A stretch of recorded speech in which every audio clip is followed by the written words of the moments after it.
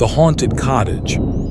3 days after the incident, long after the police left, after the search dogs quit the woods, after the news headlines moved on, the cottage still stood at the edge of Briarwick Forest, quiet, intact, and waiting. The only sign that something horrific ever happened were the scratches across the inside of the front door. The officers assumed they were from an animal, but animals don't scratch words. Carved deep into the old oak were shaky, frantic letters. Don't listen to her. Open the door. Don't look out the windows. Don't trust your name. The final line was written lower, as if the person had been dragged to the floor. She isn't in the cottage. The cottage is in her. Everyone dismissed it as the rant of a terrified mind. But they were wrong. Very, very wrong. And by the time they realized the truth, the cottage had already chosen someone new. This is what happened before those words were carved. This is how it began. The cottage in Briarwick Forest had been vacant for 40 years, but to Emma Lewis, it looked like a perfect getaway. She was exhausted, emotionally, mentally, and physically, from the rapid pace of city life in London. After her breakup and the layoff that followed, she craved somewhere quiet, isolated, untouched by traffic lights and anonymity. Her coworker, Amelia, heard her venting and casually mentioned, "My family has an old cottage up north. Nobody else lived in it for decades. If you want peace and quiet, that place is practically dead." The phrasing should have bothered Emma. Instead, she smiled wearily and said yes.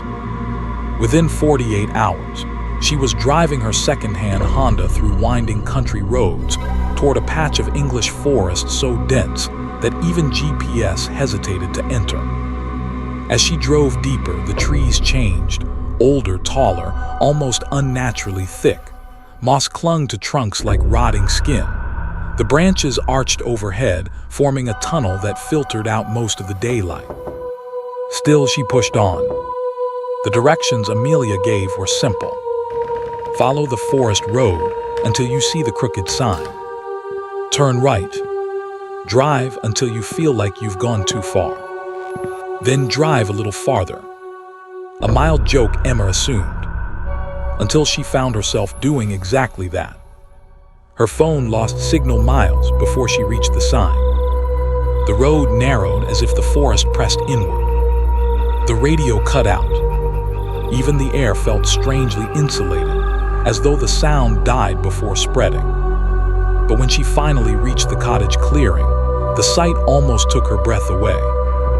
Not because it was beautiful, but because it shouldn't have been there. Not untouched, not preserved, not alive. The cottage looked old yet free of decay. Its stone walls were intact. Its thatched roof seemed absurdly well kept for something abandoned since the late 70s. The windows, though dusty, were not broken, and ivy curled around the chimney as if it were lovingly embracing it. A small garden, dead but neatly fenced, sat to one side. The forest surrounded everything so tightly that the clearing felt like a bubble carved into the trees, a bubble that didn't want to be disturbed. But Emma exhaled with relief. Quiet, still, perfect. At least that's what she told herself. She didn't notice the curtain shift in the window upstairs. She didn't notice the faint imprint of a hand in the frost on the glass. And she didn't notice the cottage exhale. As if waking up. Inside, the air was unnervingly cold. Not winter cold. Not abandoned building cold. Cold the way hospital morgues are cold. A cold that clung to the bones, not the skin.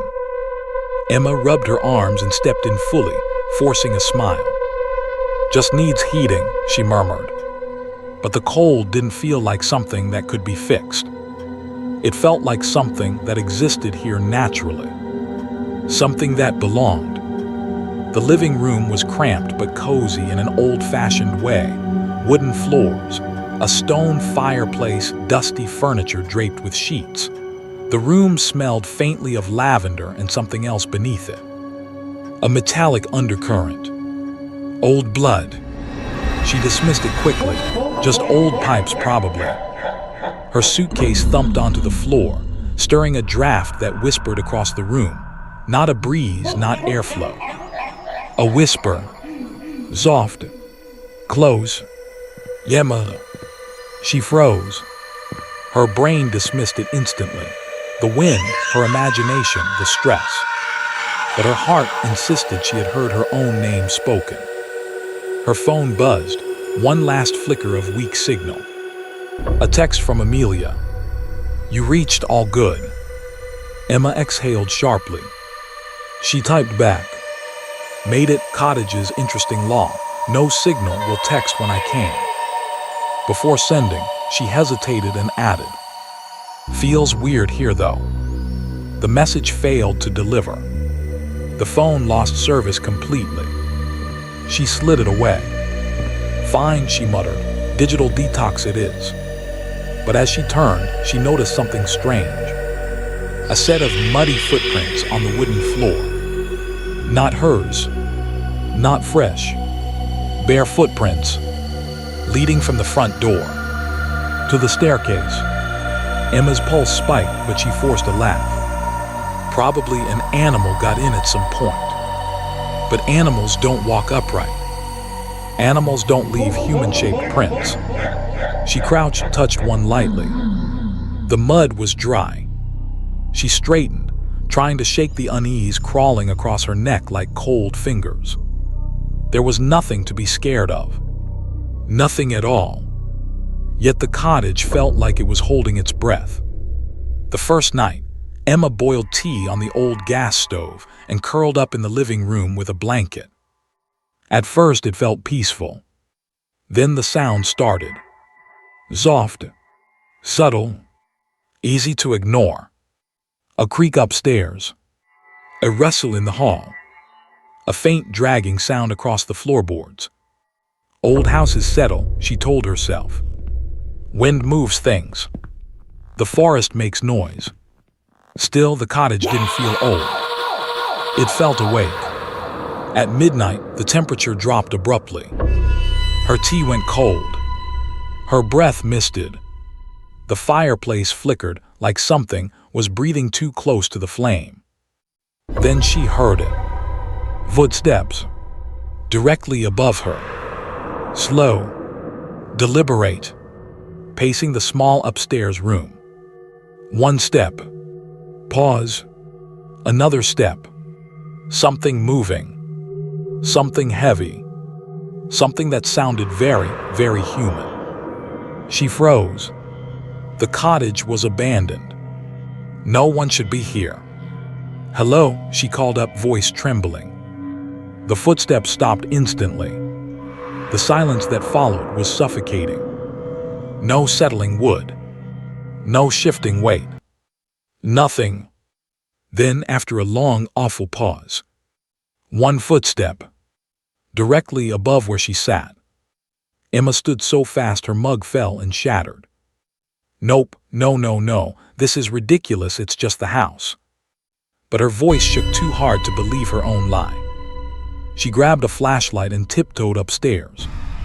Each step creaked sharply, echoing through the suffocating silence. At the top, she turned left toward the bedroom with the footprints. The door was closed. It hadn't been before. She raised the flashlight slightly. Hello? No answer. She touched the doorknob. It was ice cold. She twisted it and pushed. The door resisted at first, as if someone pressed back from the other side. Then it opened, and the room was empty. Completely empty. Her breath left her lungs. The moonlight through the window revealed dust on the floor. And in the dust, fresh footprints. Bare, human, standing in the center of the room, facing the door, facing her. Emma backed up slowly. The footprints ended abruptly, as though the person who left them simply stopped existing. No exit, no retreat, just gone.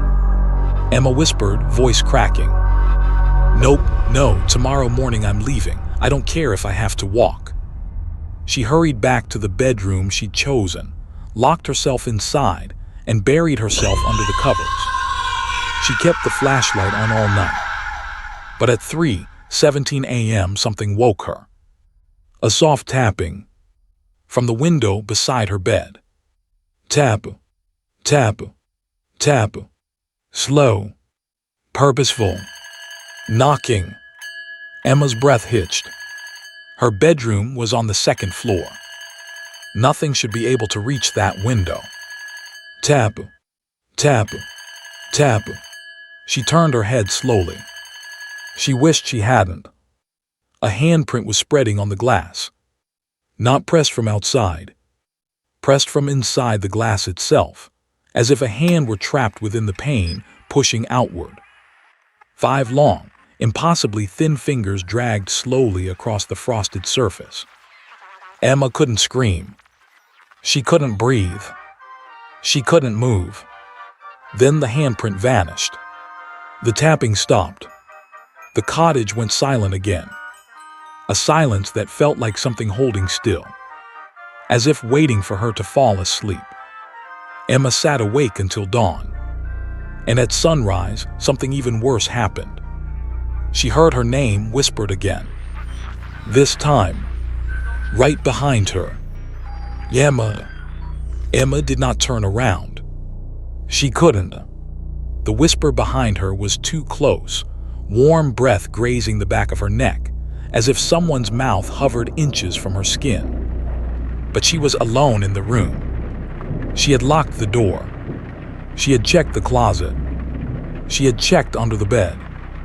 And yet, Emma. The voice was soft, feminine, too gentle to be frightening. But maybe that made it worse. She felt the whisper again, brushing her ear. I've been waiting for you. Her entire body locked into place. Her heart shook violently against her ribs. This time, the voice came from the other side of the room. Then the corner. Then from right beside her pillow. Like the cottage itself was speaking. Emma squeezed her eyes shut and whispered, Stop, stop, stop. The air shifted. The presence faded. Silence returned. But she did not sleep for the rest of the night. At dawn, she grabbed her things and hurried down the stairs. The cottage looked different in daylight, less threatening, more like an old structure in need of maintenance. But the scratches on the inside of the front door didn't look like damage made by time. They looked fresh, desperate. She ran her fingers across them, tracing the jagged lines. Something about the pattern bothered her. The scratches overlapped, some deeper than others, some angled unnaturally upward. Not random, not animal, not even human panic. They looked like markings, almost like letters, but she forced herself to step away. Nope, she muttered, I'm leaving now. She reached for the doorknob, twisted. The latch clicked. The door didn't move. She frowned and pulled harder. It didn't budge. What? She threw her shoulder into it. Nothing. She braced her foot on the floor, grabbed the doorknob with both hands, and yanked with all her strength. The door stayed perfectly still, unmoving. Not stuck. Not jammed. Holding her inside. No, this isn't funny, open. Her voice cracked. She stepped back, heart pounding. The cottage remained silent, as if listening. Then something worse happened. The temperature dropped again. The air turned cold enough to burn. She could see her breath fogging. Then the lights flickered. And on the walls, faint shadows pulsed, shifting, stretching, contracting like lungs breathing. Emma backed away from the door as the entire cottage seemed to inhale. And then she heard it. Footsteps upstairs, walking slowly, purposefully. But she was the only person here. She wasn't imagining them, not this time. Every footstep sounded heavy, deliberate, crushing the weak old wood with force. Pace, pace, pace, across the upstairs hallway.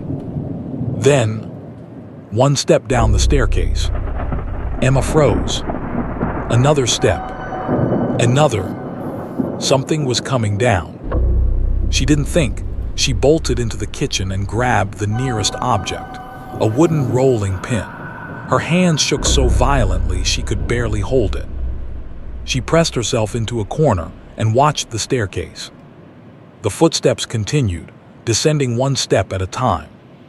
Faster, closer, closer. And then, they stopped, right at the bottom. Emma couldn't breathe. She stared at the entry to the hall and saw nothing, just empty space. But the floorboards creaked under a weight that wasn't visible. Another step, toward her. A long exhale filled the air, like something unseen was breathing out after holding its breath for hours. Then, a whisper right beside her ear. "Why are you trying to leave?" Emma screamed and swung the rolling pin wildly. It hit nothing, but something cold brushed her arm. She dropped the rolling pin, stumbled backward, and ran down the hall. Every instinct in her screamed, "Get outside. Get outside now." She sprinted toward the back door, skidding across the floor, fumbling with the latch. It opened. Emma nearly sobbed with relief and threw the door wide. And froze.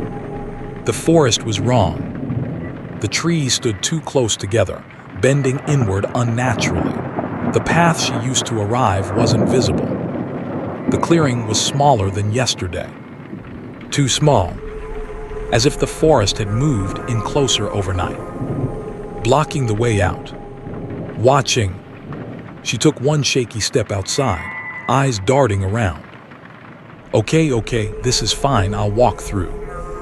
She turned back to look at the cottage, and the door slammed shut. The sound echoed through the trees like a gunshot. Emma ran to the door, grabbed the handle. Locked. Again. "No, please open." She pounded on the wood until her hands hurt.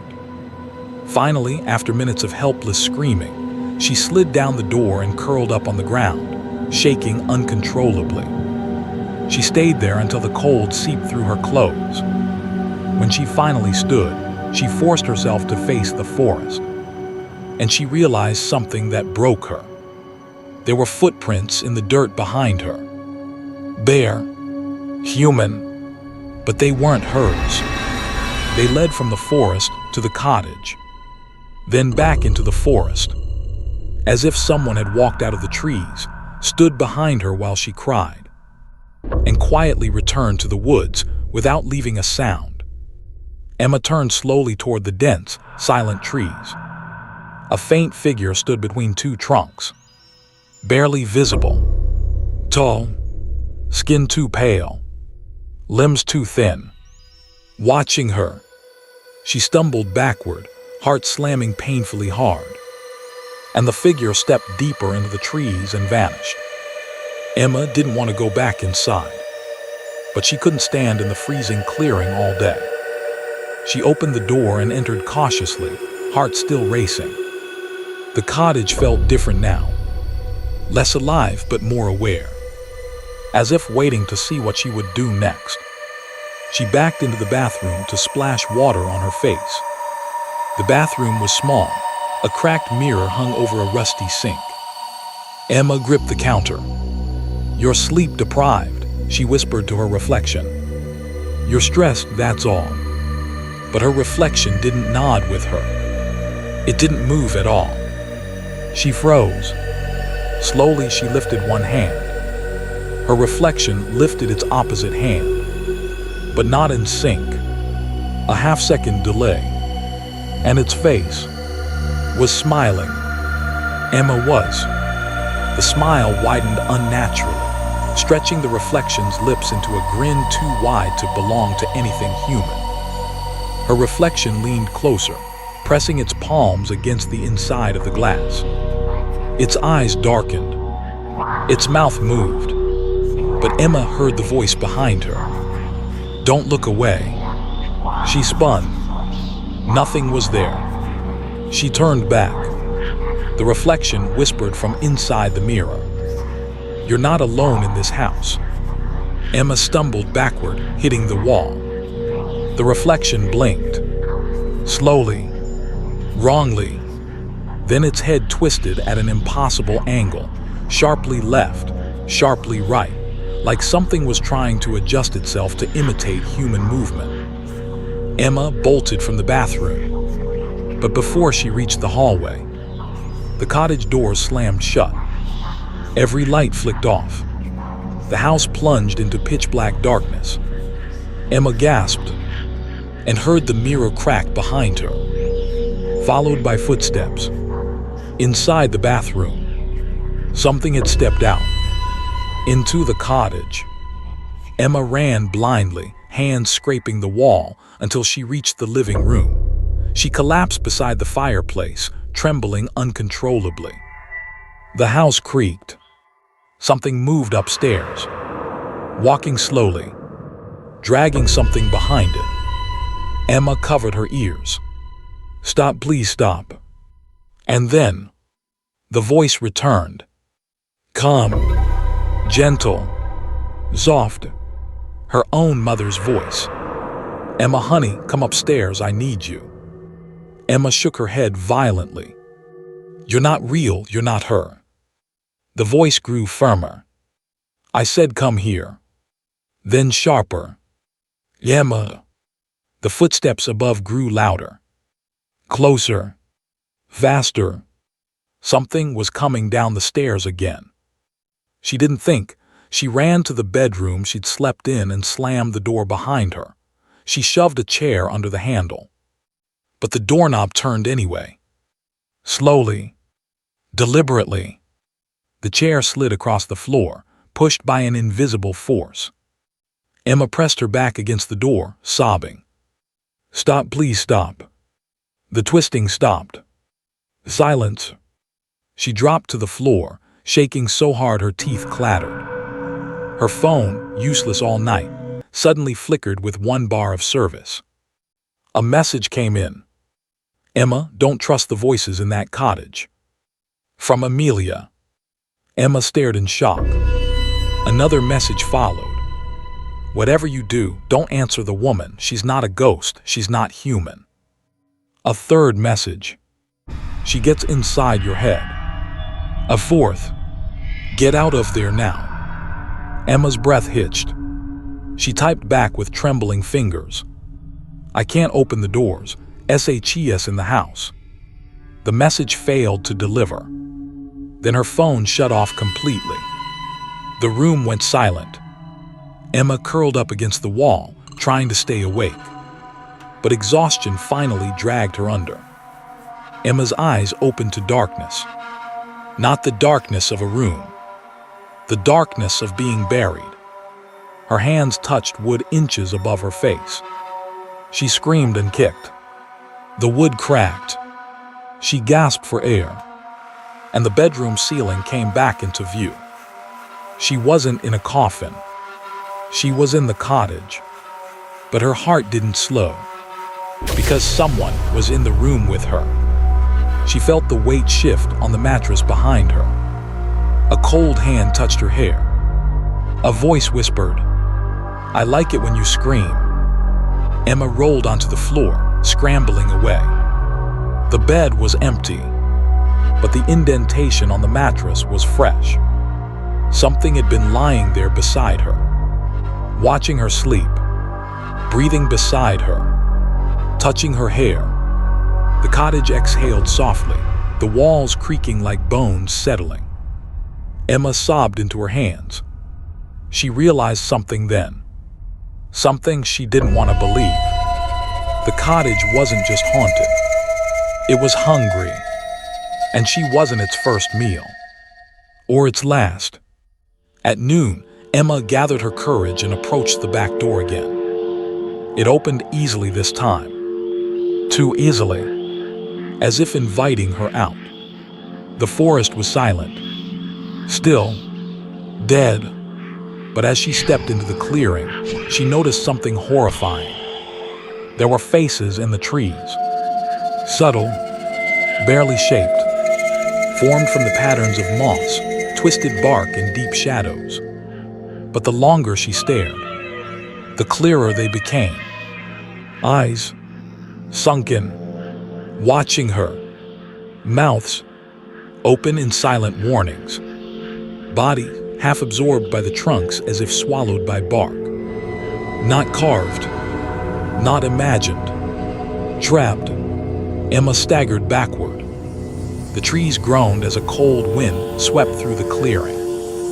The faces seemed to shift, their expressions contorting into one single message. Run! Emma turned and saw a woman standing at the cottage door. Pale, tall, hair long and tangled like dead vines. Skin stretched too tightly across her skull. Eyes hollow yet gleaming with cruel intelligence. Her mouth curled into a smile too wide, too familiar. She looked exactly like Emma, but wrong, twisted, rotten. Emma stared in sick disbelief.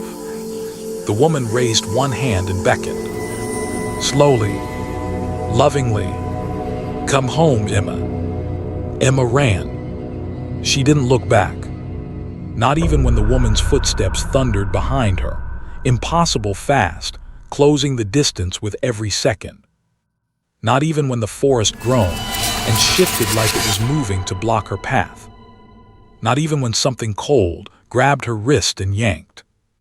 Emma screamed, but the forest swallowed the sound, and the cottage door creaked open, as if welcoming its runaway guest back inside. Elias stood frozen in the living room as the cottage shuddered like a living creature beneath his feet, boards heaving, windows rattling, air tightening until his lungs strained for breath. The walls were no longer wooden. They pulsed, like ribs. Something inside the house was waking up. But the voice, the same young, trembling voice that had whispered to him since he arrived, spoke again, this time clearer than ever. "She's coming, don't look at her eyes." Elias spun around, heart detonating against his ribs. Behind him, in the reflection of the blackened window glass, a woman in mourning lace, her veil dripping like wet hair, stood inches behind him. But when he turned, nothing, only the empty room, cold and waiting. He staggered backward, gripping the edge of the table until splinters punctured his palm. The cottage groaned again. Then the front door slowly unhinged itself, creaking open with a long, agonizing moan. Fog rolled inside like a living tide, and footsteps followed. Not footsteps on wood, but soft, wet thuds, like someone walking barefoot through mud, dragging something heavy. Elias backed away, whispering, "Please, I don't belong here." "You do now." The voice behind him was not the child S. It was a woman S. Low, velvet, rotten. He froze. Slowly, very slowly, he turned. And there she stood, the widow of the cottage. Her gown was torn, the color of dying roses. Her veil clung to a face too pale to be alive. Her smile, stretched too wide, seemed pinned at the corners like someone had carved it onto her. And from under her veil, her eyes, dear God, they were fixed on him with a hunger that wasn't human. Elias stumbled backward, but the cottage shifted, its floorboards rising like a wave, pushing him forward toward her. "No, no. You heard my child." Her neck snapped sideways in a sudden lurch. "You shouldn't have looked at me." Her arm jerked forward, unnaturally long, fingers bending backward like broken twigs, reaching for his face. But the child's voice screamed, "Run!" The hallway door slammed open on its own. Elias didn't think. He sprinted through it. Behind him, something dragged along the floors fast. Claws, nails, or bones, he couldn't tell. The hallway wasn't a hallway anymore. It stretched endlessly. Doors forming where there had been none. Windows showing forests that didn't exist. This wasn't a cottage. It was a trap built from memories, stitched together from those who died here. The child whispered at his ear, "This way." Elias' feet moved instinctively. Left, right, down a staircase that didn't exist earlier, through a cellar door that shouldn't open, into a darkness colder than winter. The air smelled like damp earth and old sorrow. The voice whispered again, "I'm sorry." Elias stopped. Sorry for what? A candle lit by itself in the corner. Then another, and another. The cellar glowed faintly, and he saw them. Dozens of figures, shadows, frozen in corners, hanging from rafters, sitting against the walls with heads bowed, all wearing the same broken smile. The child's whisper trembled with guilt. "Because you're the final one she needed."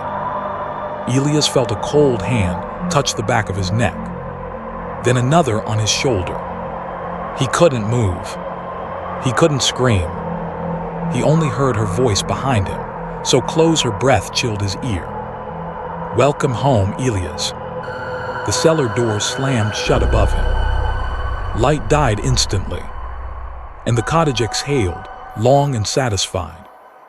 Weeks later, hikers found the cottage again, even though maps claimed nothing should be there. But this time, inside, sitting calmly at the table, was a new figure. A man, head tilted, eyes pale, smile carved too wide. Elias, waiting for the next traveler to knock, waiting for the cottage to feed again.